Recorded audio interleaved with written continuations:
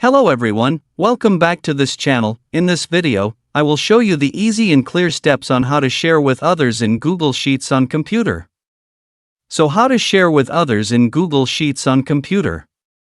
Make sure you keep watching this video until the end. Let's get started right away. Firstly, just go to the Google Sheets application on your computer or laptop. And this is the initial display of the Google Sheets work page. To share file with others, just point the cursor to the top of the screen. Here there are several menu options. Tap the File menu. Now here a scrolling menu will appear that you can use.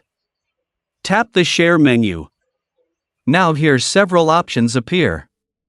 Tap Share with others. Now it will appear like this. Type the destination email that you will share. Now here you can add a description of the file that is being shared. Then you can manage the recipient as. 3 options here.